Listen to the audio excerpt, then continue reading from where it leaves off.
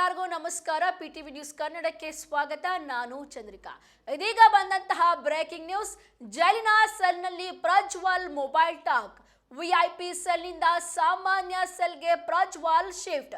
20 ಕೈದಿಗಳ ಸೆಲ್ಗೆ ಪ್ರಜ್ವಲ್ ರೇವಣ್ಣ ವರ್ಗಾವಣೆ. Mobile pen ಡ್ರೈವ್ನಲ್ಲಿ ಅಶ್ಲೀಲ video ಪತ್ತೆ. ಜೈಲಿನೊಳಗೆ ಮೊಬೈಲ್ ಕೊಟ್ಟವರು ಯಾರು? ಉತ್ತರಿಸಿದ ಪ್ರಜ್ವಲ್.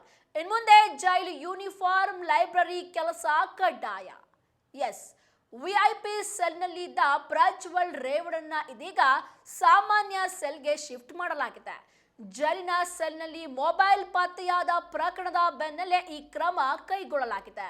ಇನ್ನು ಈ ಪ್ರಕರಣದಲ್ಲಿ ಹಲವು ಮಹತ್ವದ ವಸ್ತುಗಳು ಪತ್ತೆಯಾಗಿವೆ ಎನ್ನಲಾಗಿದ್ದು, ಮೊಬೈಲ್ ಮತ್ತು ಪೆನ್ ಡ್ರೈವ್ನಲ್ಲಿ ಅಶ್ಲೀಲ ವಿಡಿಯೋಗಳು ಪತ್ತೆಯಾಗಿದೆ.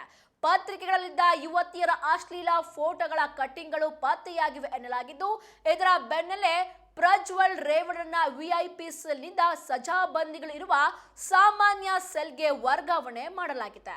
ಇದೀಗ ಸುಮಾರು 20 ಕೈದಿಗಳಿರುವ ಸೆಲ್ನಲ್ಲಿ ಪ್ರಜ್ವಲ್ ಇರಬೇಕಾಗಿದೆ.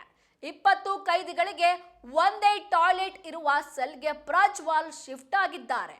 ಇಷ್ಟೇ ಅಲ್ಲ, ಜೈಲಿನ ಕಡ್ಡಾಯ ಸಮವಸ್ತ್ರ ಧರಿಸಿ ಲೈಬ್ರರಿ ಕೆಲಸ ಮಾಡುವಂತೆ ಪ್ರಜ್ವಲ್ಗೆ ಸೂಚನೆ ನೀಡಲಾಗಿದೆ. ಆದರೆ ಜೈಲಿನೊಳಗೆ ಮೊಬೈಲ್ ತಲುಪಿದ್ದು ಹೇಗೆ? ಮೊಬೈಲ್ ಕೊಟ್ಟವರು ಯಾರು ಎಂಬ ಪ್ರಶ್ನೆಗಳಿಗೆ ಮಾತ್ರ ಇನ್ನು ಉತ್ತರ ಸಿಕ್ಕಿಲ್ಲ. ಇನ್ನು ಈ ವಿಚಾರದಲ್ಲಿ ಪ್ರಜ್ವಲ್ ರೇವಣ್ಣ ಇದುವರೆಗೆ ಮೊಬೈಲ್ ಕೊಟ್ಟ ವ್ಯಕ್ತಿಯ ಹೆಸರನ್ನ ಬಹಿರಂಗ ಪಡಿಸಿಲ್ಲ ಎನ್ನಲಾಗಿದೆ. ಹೀಗಾಗಿ ಜೈಲಿನೊಳಗೆ ಮೊಬೈಲ್ ಪ್ರವೇಶಿಸಿದ ಪ್ರಕರಣ ಇದೀಗ ಮತ್ತಷ್ಟು ಕುತೂಹಲ ಮೂಡಿಸಿದೆ.